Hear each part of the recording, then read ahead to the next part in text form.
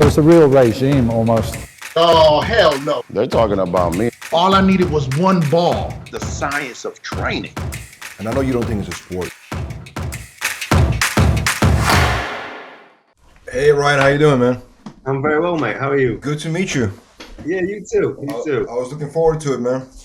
Yeah, I apologize I couldn't do sooner. No, it's all good, man. And I was looking forward to talk to you because, you know, you've been in the industry for a while now. I don't think we ever done an interview, so I was looking forward to talking to you, getting to know you more, and just make sure people get to know your story, you know, from our perspective.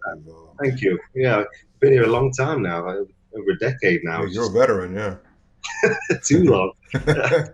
So how did you get into bodybuilding originally? How did you get into fitness, bodybuilding, and why did you want to make this into a career? Yeah, so I got into bodybuilding. I started first training when I was 14, and it basically from having a bit of a complex about the way I looked, if I'm brutally honest. I had a bit of a, going into my teenage years, going into secondary school, I was just, body conscious, and I wanted to kind of build my confidence, self-confidence. And my stepdad at the time was Mr. England in the super heavyweights, who was a big bodybuilder, backstreet, like spit and sawdust gym.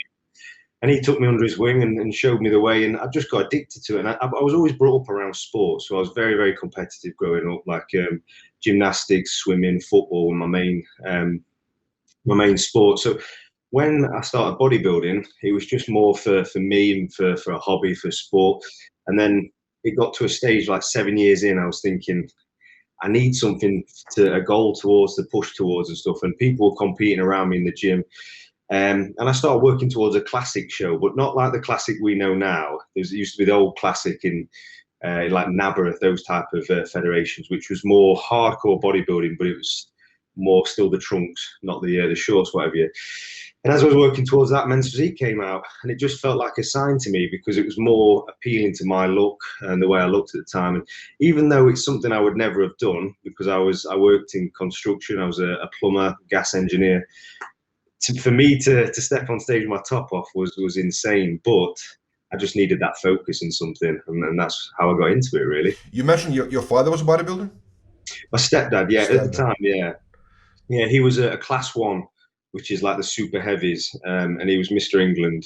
So he was of a good class. He just, he was more like obviously amateur level or whatnot, but he retired, he owned the gym, and he just basically handed the training down to me. So when he found out that you picked the men's physique division, did he understand what it was even? Like, what's the men's physique? Did he No, so to be honest with you, it was a new one, because the coach he gave me, who he was good friends with, it was Ken Roscoe. He was very, very much, all his competitors were all super heavies or second class 2 or that, so they were all big guys. So when I came in, this young boy wanted to do men's physique, it was laughed upon a little bit, I must admit. I was laughed at, but then as they saw I trained just like any other bodybuilder would, and I've trained with super heavies for the last 18 years now. They kind of accepted me, and they still used to rib me a little bit with my posing at the time, but yeah, it became a sport, and obviously it became my career, and I was quite successful in it, and they kind of shut up then. I'm asking because, to be honest with you, like over the years and even to this day, a lot of especially old school bodybuilders and men's open bodybuilders, they take, you know, I wouldn't say like attacks, but they take jabs once in a while at the men's physique. You know what I'm saying? That's why I'm asking. 100%. 100%. That's why I've always had to. It's weird because I've always been inspired by bodybuilders. Open class, William Bonnack's a good friend of mine, and I've always surrounded myself with that, but I never aspired to look like that. So I was inspired by it. I love the dedication, the commitment to it, the drive, everything. But it just never was the look.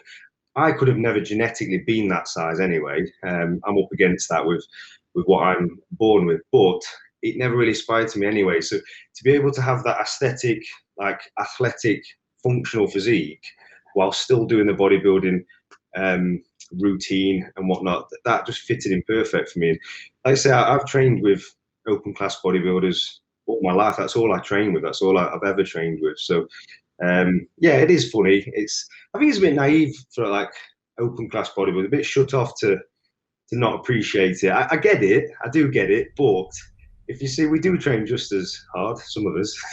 I think. Right. Well, so do you care about getting that respect? of, let's say, guys like Dorian Yates, for example, right? He's from UK. He's a Mr. Olympia. He's a great guy. I mean, he's a very accomplished guy. Like, do you care about, and that's not him specifically, but do you care about respect from that side? To be honest with you, I respect all athletes. I respect them. I respect what they've achieved and stuff. And I would love them to acknowledge and respect what we do as well. But I don't lose sleep over it. And if that's up to them to do, that doesn't change the way I train, doesn't change the way I think about my sport and whatnot. So yeah, I could take it or leave it, really, to be honest with you.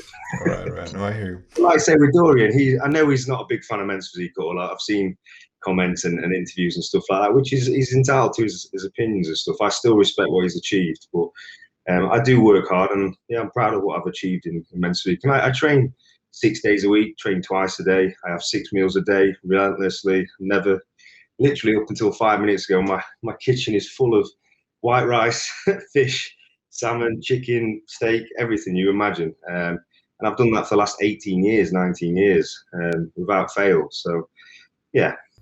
Do you consider yourself, because, you know, I'm asking because obviously you do a lot of different modeling work, you know, like even if you Google you, you'll see like, you know, Ryan Terry, you know, he's a model, you know what I mean? But do you consider yourself to this day, that's just a Google obviously, but do you consider yourself a professional athlete, or do you consider yourself something else at this point, like an influencer or what? So for me, I've always struggled to be an influencer. When people say, "Oh, you're an influencer," stuff. So because I was brought up in old school bodybuilding. Yes, I'm not the size of a super class or of the open class or whatnot, but I still have that mentality of an old school bodybuilder. So it was a hobby to me. When I was working full time on construction, I still got up before I went to work at like 6 o'clock, did my cardio. I even took my protein shakes under floorboards in houses and stuff, so I didn't miss a meal. I was relentless with it. I trained in an evening as soon as I got home before I went pot washing it of an evening. So yeah, I do class it as a bodybuilder in my heart, because I don't skip leg day. I've always trained legs, and I've always been about aesthetics. And yes, I'm building my body not to the size of the open class, but I feel I'm at my absolute maximum. I can't put any more food in. Literally, I force feed every day. And yeah, that's kind of where I'm at. I'm probably at the pinnacle or the peak of what I can achieve, really. You mentioned you dealt with some body issues when you were younger, right? Were you overweight, or were you skinny? What was the thing? So it was just a confidence thing more than anything.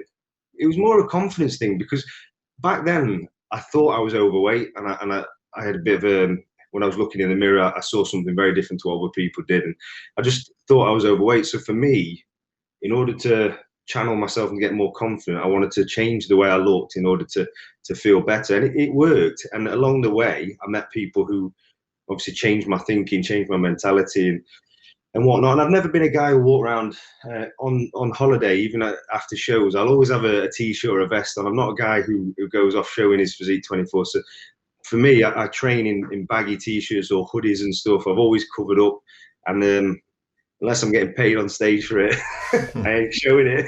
Right. I hear I'm you. only joking. No, I hear you.